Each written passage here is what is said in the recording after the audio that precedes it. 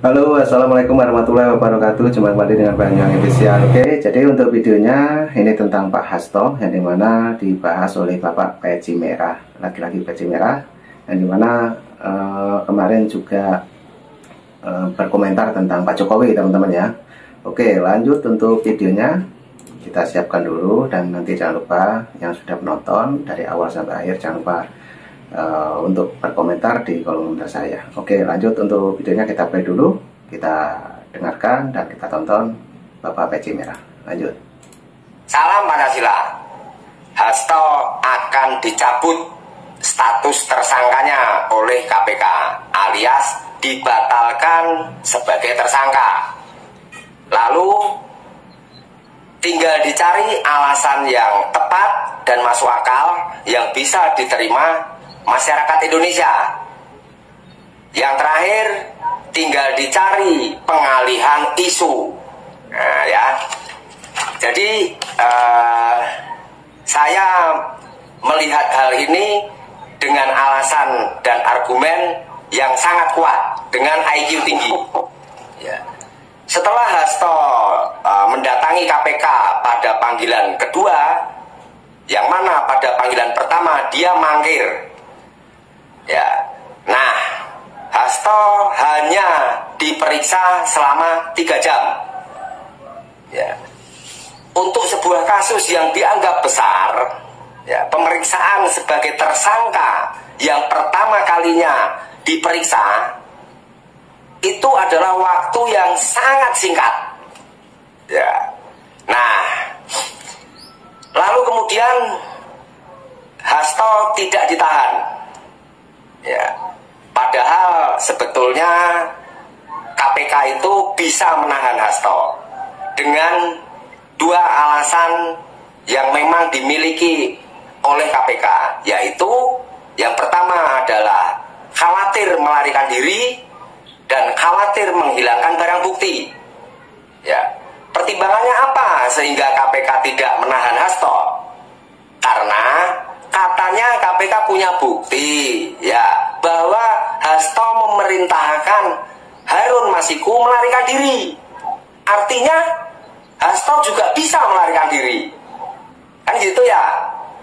Lalu ada juga buktinya menurut KPK, Hasto menyuruh atau memerintahkan Harun Masiku menenggelamkan HP-nya ke air, artinya menghilangkan barang bukti. Ya, berarti kan Hasto juga bisa menghilangkan barang bukti. Nah, jadi alasan untuk tidak ditahan itu sebetulnya tidak ada. Ini hanya karena ya. Nah, kenapa hal ini bisa terjadi? Dasarnya adalah yang pertama, yang utama adalah Megawati sudah menghubungi Prabowo dan memerintahkan agar kasus ini dihentikan. Ya, karena ketua KPK itu adalah pilihan presiden, rekomendasi dari presiden, dan KPK itu ada di bawah presiden. Ya, jadi Megawati bicara kepada Presiden Prabowo sebagai ketua umum vs ketua umum. Ya, karena memang menurut Megawati dan mungkin juga sama menurut Prabowo bahwa Hasto ini dikriminalisasi. Ya, karena memang bukti-bukti dan objek hukum serta subjek hukum itu jauh, ya, jauh memang. Masyarakat awam seperti saya aja tahu bahwa KPK ini ngawur. Ya, dalam memproses masalah Hasto. Kalaupun mau diproses ya cukup Harun Masiku, karena kalau Hasto ini kan statusnya sebagai sekjen, yang mana dia mengakomodir anggotanya. Ya, itu sebetulnya yang harusnya dipahami oleh KPK dan seluruh rakyat Indonesia. Ya. Nah, yang kedua adalah Hasto sudah mengunci. Ya, sebelum berangkat ke kantor KPK, Hasto menghimbau agar semua tetap tenang. Ya, simpatisan dan anggota PDIP tetap tenang, menahan diri. Ya, ini kalau menurut saya ya sebuah ancaman. Ya.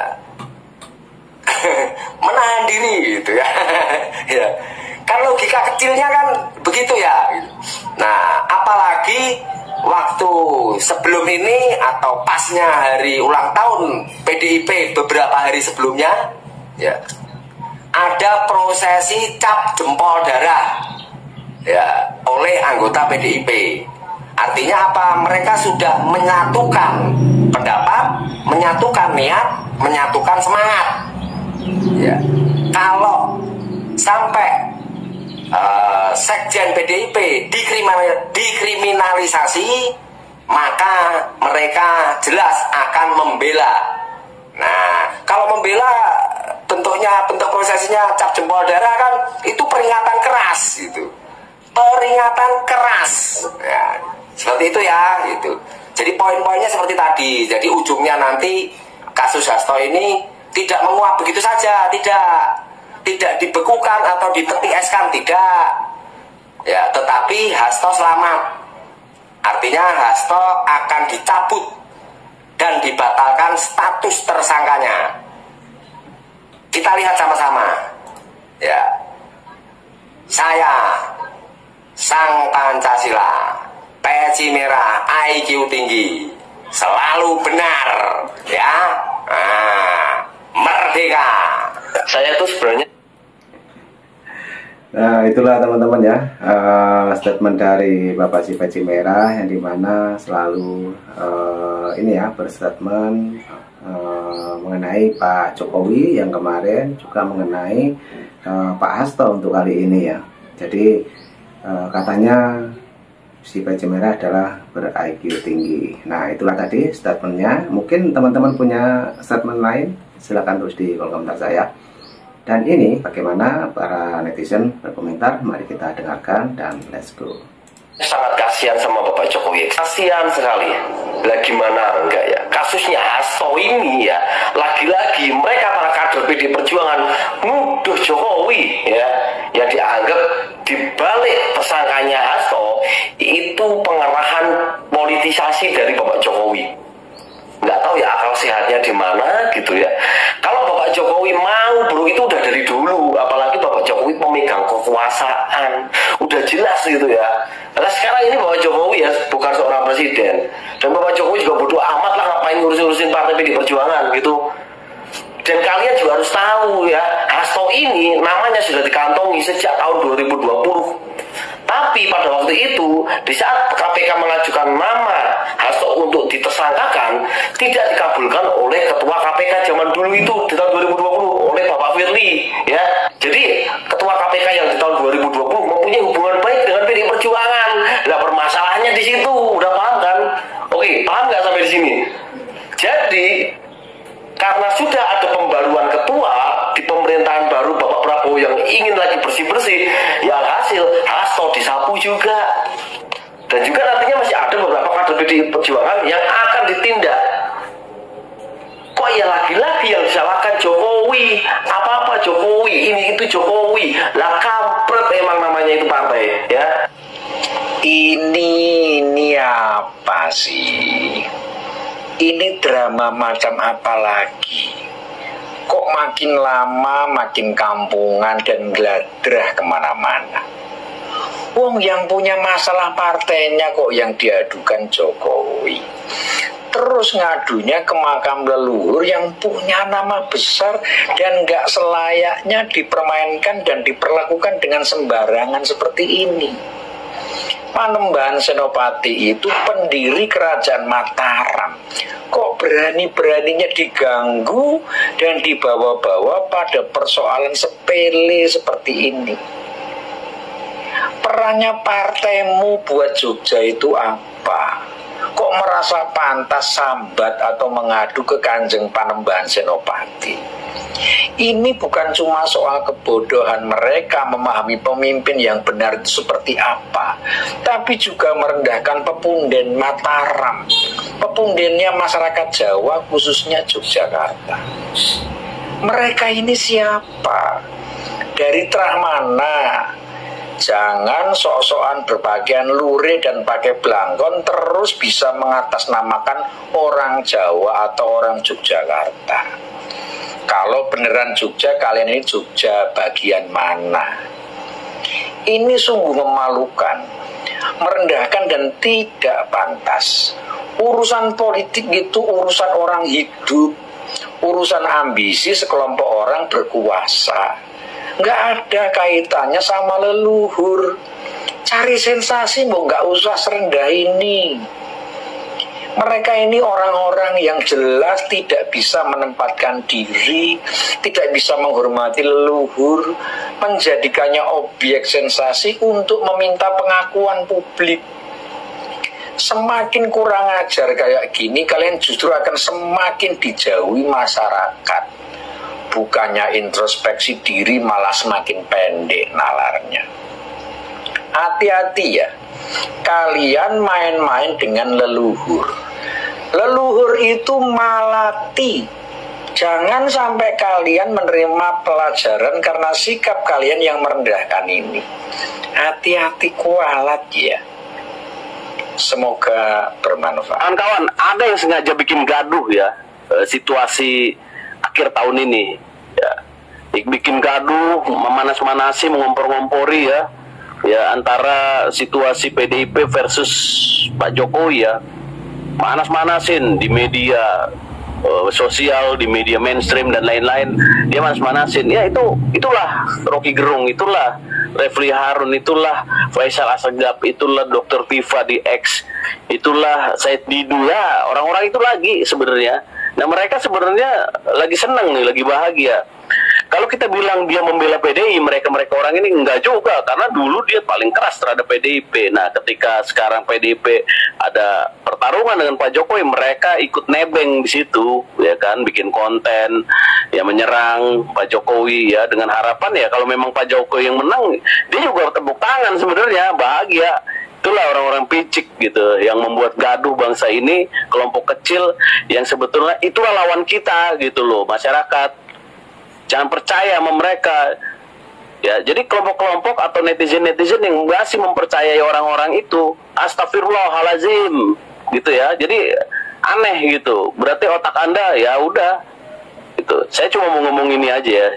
Jadi ini juga berita terbaru, PDIP udah nggak bisa diharapkan ya untuk bertarung menolak kenaikan PPN 12% karena dia omon-omon lebih dibanding sama Pak Presiden ya, dia yang omon-omon gitu loh. Sekarang dia politik akomodatif ya ketika Pak Hasto ditersangkakan. Ya sudah, jadi kita udah makin tahu gitu. Dan kita juga tahu peta kekuatan sebenarnya di Indonesia ini siapa sekarang yang megang. Ya tentu Pak Prabowo ya. Ya Pak Prabowo pasti akan melindungi Pak Jokowi gitu. Kenapa itu kuat ya? TNI satu, ya kan, Polri-nya satu, tidak terpecah. Kalau cuma partai PDIP sekarang udah dibikin redam, ya kalau riak-riak kecil mah itu aman, gampang gitu ya. Jadi kita lihat ya, tahun depan itu stabil, insya Allah stabil, dan program-program makan bergizi gratis, program 3 juta rumah subsidi dan lain-lain itu pasti akan jatuh. Jokowi tidak bisa diampuni dosanya. Iya. Aku termasuk orang yang ditipu. Bapak Uban udah tua, udah mau masuk tanah. Anda itu kalau bicara yang benar Pak Uban. Pak Jokowi nipu apa sama Anda? Jangan asal ngomong Anda itu, sudah tua Anda itu, udah mau masuk kuburan. Kok baru sekarang Anda berkuar-kuar? Kenapa waktu Pak Jokowi jadi presiden Anda tidak bilang begitu, tidak muncul begitu, tidak muncul Anda itu. Sekarang Pak Jokowi tidak jadi presiden, Anda muncul, bicaranya nggak benar. Hati-hati Anda itu kalau bicara. Dan Anda jangan bawa-bawa rakyat. Rakyat jangan buat alasan. Rakyat se-Indonesia ini masih suka sama Jokowi. Hati-hati Anda itu kalau ngomong. Keluaran kemarin ini benar-benar bikin gue jadi gerah banget, bikin gue benar-benar emosi banget, panas banget, tau gak sih? Dulu waktu zaman-zamannya pemerintahan Presiden Jokowi ya, kalian itu semua pada teriak, kok nangkepin koruptor susah banget, bla bla bla bla bla. Sekarang giliran koruptor pada ditangkepin, kalian SDM-nya gimana? Bilang dijebak lah, bilang inilah, bilang itulah, 10 tahun ngapain aja, bla bla bla bla. Kalian tuh kenapa sih? Jangan biasain jadi orang munafik. Koruptor itu ya tetap koruptor, tetap merugikan negara. Jangan berstandar ganda kalian, jangan munafik, jangan bermuka-muka dua cuman gara-gara ada seseorang yang kalian bela mati-matian padahal dia udah jelas-jelas salah. Mau kenal orang 20 tahun, mau kenal orang 30 tahun, ya kalau dia salah ya salah. Gak bisa salah jadi benar cuma gara-gara lu udah kenal puluhan tahun, gak bisa. Itu standarisasi dari mana kayak gitu, pemikiran dari mana kayak gitu. Dan yang bikin gue heran adalah kata-kata tersebut terlontar dari orang yang katanya berintelektual tinggi loh. Kalau kata sebelah nih ya, buktinya belum ada udah ditangkap, lucu. Bukti masih dicari kok udah ditangkap. Belum ada bukti yang kuat kok, kita lihat aja di pengadilan. Gue kasih tahu ya, pakai bahasa yang menurut gue sederhana dan mudah dimengerti serta mudah dicerna. Belum ada bukti yang kuat, berarti tandanya sudah ada bukti. Tidak mungkin ada penangkapan kalau tidak ada bukti yang cukup kuat. Lu pikir di era-era Bapak Prabowo ini semuanya asal comot-comot aja? Enggak begitu sayang, ya. Negara itu juga punya SOP, pemerintahan itu punya SOP penangkapan, ya. Yang paling lucu adalah katanya 400M itu bukan korupsi karena tidak masuk ke uang pribadi. 400M itu hanya kerugian negara.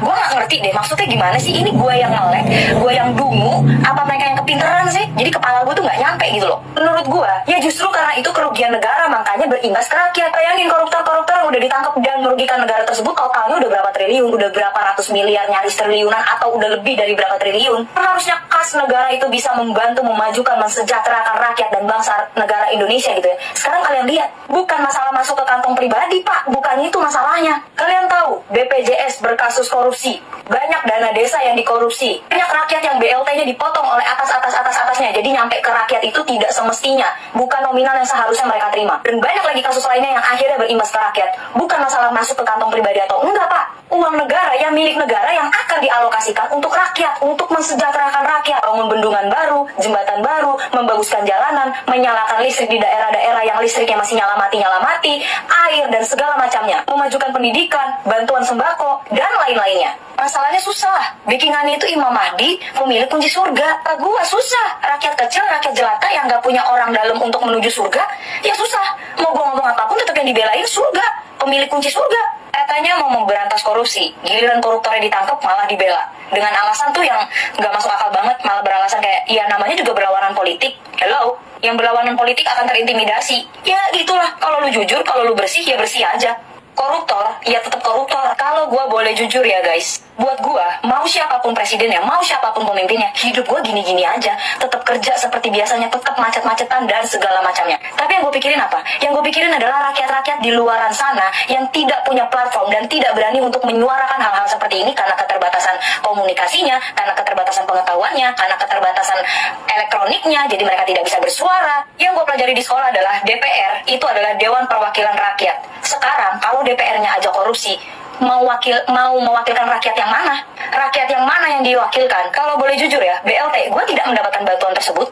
Subsidi bahan bakar kendaraan, gue juga nggak dapat. Makan siang gratis, gue juga nggak dapat. Anak gue juga nggak dapat. Tapi kenapa gue mau bersuara kayak gini? Ya karena yang gue pikirkan adalah rakyat-rakyat yang membutuhkan bantuan tersebut, tapi tidak mendapatkan sebagaimana mestinya. Jangan karena mereka adalah rakyat kecil, rakyat pedalaman, rakyat yang tinggal di daerah-daerah terpencil, terus jadi bisa dengan seenaknya diinjek-injek sama pemerintah. Bisa dengan seenaknya diinjek-injek ya, ditipu, dibohongi oleh para pemimpin-pemimpin negara. Dan yang gue yakini dari dulu, politik itu memang tidak 100% bersih. Sama halnya dengan bisnis, tidak ada bisnis yang 100% bersih. Tidak ada pemimpin yang 100% sempurna, dan tidak ada 100% negara yang bersih, yang sempurna, gak ada. Karena yang gue yakini, kesempurnaan itu hanya milik Tuhan. Tapi setidaknya, dengan ada presiden, dengan ada pemimpin, dengan ada Dewan Perwakilan Rakyat, harusnya teriakan-teriakan rakyat bangsa negara Indonesia ini bisa sampai ke telinga mereka. Bukan malah jadi digunain mengalokasikan dana untuk demi kepentingan pribadi. Lewat platform TikTok gue ini, apapun yang bisa gue speak up, akan gue speak up. Dan gue hanya berusaha mewakili rakyat yang ingin gue wakilkan. Kalau yang gak mau diwakilin, ya udah gak usah nontonin konten gue. Nah oke teman-teman, sangat betul sekali mbaknya yang ini ataupun ibunya yang ini yang berkomentar. Dan semuanya itu membela untuk rakyat yang belum dapat bagian teman-teman ya, untuk BLT maupun makan gratis seperti itu. Oke, tadi juga ada berkomentar tentang ini ya, para netizen tentang Pak Hasto, juga ada tadi mengenai Pak Jokowi juga. Jadi semua itu ambil kesimpulan dan ambil hikmah ya teman-teman. Oke, jadi videonya sudah habis. Nanti juga ada video lagi dari Banyuwangi Official. Yang sudah menonton dari awal sampai akhir, saya ucapkan terima kasih semuanya. Sehat selalu, salam buat keluarga. Dan jangan lupa video ini ambil hikmahnya. Assalamualaikum warahmatullahi wabarakatuh. Sampai jumpa. Thank you.